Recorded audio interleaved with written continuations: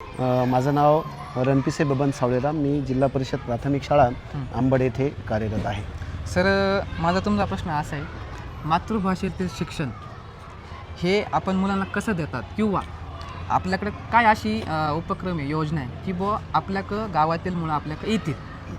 मातृभाषेतून शिक्षण देण्यासाठी आपण काय करतो की कुटुंबामध्येच मातृभाषा बोलली जाते आणि त्या मातृभाषेतून जर आपण त्यांना शिक्षण दिलं तर सांगितलेली एखादी गोष्ट आहे किंवा शिकवलेला जो भाग आहे त्यांच्या तो गळी उतरतो आणि तो एकदम त्यांना समजल्यामुळे त्यांच्या पुढल्या भविष्यामध्ये त्यांना तो उपयोगात येतो. म्हणून आम्ही मातृभाषेतून शिक्षण देतो. कुटुंब आणि आमचा दोघांचा संवाद साधून आणि मुलांची प्रगती आम्ही त्याच्यामध्ये जास्तीत जास्त करण्याचा प्रयत्न करतो. आता सगळ्यात महत्त्वाचं म्हणजे आम्ही काय करतो, आमच्या शाळेमध्ये CCTV कॅमेरे लावलेले आहेत. त्याच्यातनं मुलं काय करतात खेळताना किंवा बाहेरचा पालक कुणी आला आहे किंवा अनोळखी माणूस आला आहे तर त्याचीसुद्धा आमच्याकडं रेकॉर्डला नोंद होते. आणि जर एखाद्या मुलगा त्याला जर घरी जायचं असेल, कुणी त्याचा नातेवाईक आला तर तो पहिल्यांदा ऑफिसमध्ये येतो आणि मगच नंतर त्या मुलाला आम्ही बाहेर सोडतो. सगळी चौकशी केल्यानंतरच त्या मुलाला बाहेर सोडलं जातं. मॅडम, समजा जर शाळेतील मुलं आहेत किंवा खेळताना वगैरे ते पडले, किंवा एखाद्या मुलाला जर अचानक म्हणजे ताप आला किंवा त्याला उलटी झाली, तर आपल्याकडं असा काही प्रथमोपचार आहे की बुवा तात्पुरता त्याचा उपचार होऊ शकतो? हो आहे. आम्हाला आरोग्य खात्याकडून औषधं दिली जातात.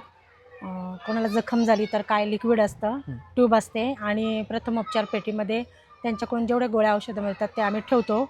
असं काही वाटलं तर आम्ही पालकांना आधी फोन करतो, त्या मुलाबद्दल सांगतो आणि मग त्याच्यावरती जे आहेत औषधं गोळ्या त्याचा उपचार करतो.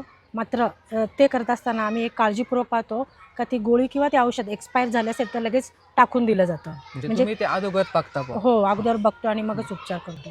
आज मुलं खेळतात तेव्हा त्यांना भरपूर कोणी त्यांना आपली जी भूक लागते, त्यासाठी आपल्याला पोषण आहार म्हणून आपण काय करतो त्यासाठी? महाराष्ट्र शासनाने 1995 पासून ही जी काही पोषण शक्ती अभियान जे काय आहे, शालेय पोषण आहार, तर विद्यार्थ्यांना दुपारच्या जेवणामध्ये विद्यार्थ्यांचं पोषण चांगल्या प्रकारे व्हावं.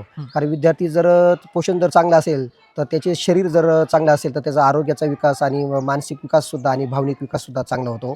तर विद्यार्थ्यांना जे मेनू आहेत आमचे ठरलेले, तर त्या मेनूनुसार आम्ही दर दिवशी वेगवेगळ्या प्रकारचा मेनू देऊन रोजच्या आहारामध्ये करतो आणि विद्यार्थी आनंदाने या ठिकाणी जेवतात. आज जे काही तालुक्यामध्ये किंवा तालुक्याच्या बाहेर पण जी काही जिल्हा परिषदेच्या ज्या शाळा आहे, आज शाळेमध्ये भरपूर काही ठिकाणी डिजिटल स्क्रीन वगैरे पोहोचलेले आहेत, किंवा त्यांना कॉम्प्युटर म्हणा किंवा TV म्हणा, अशा भरपूर काही ठिकाणी पोहोचलं. तर आपल्याला असं काही भेटलेलं आहे वगैरे? हो, आपल्या शाळेमध्ये डिजिटल स्कूल आपली झालेली आहे.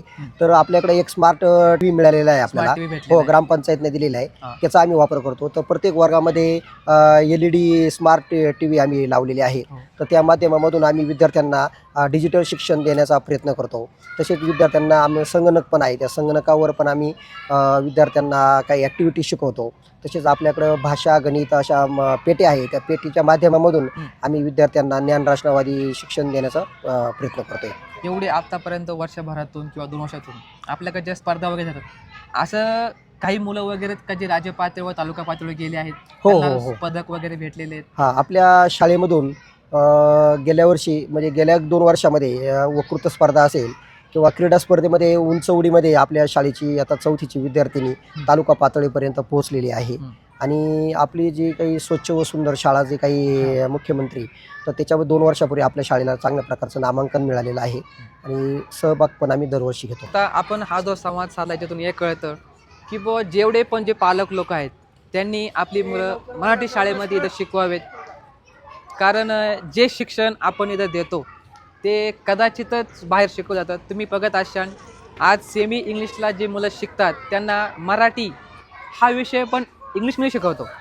तर किमान आपली जी मातृभाषा आहे ती किमान कुठंतरी कमी नको होण्यासाठी आपण डेली मराठी बोलतो, पण मराठीमध्ये आपण शिकतो का, हा एक मोठा क्वेश्चन होता. तो आपण आज दूर केलेला आहे.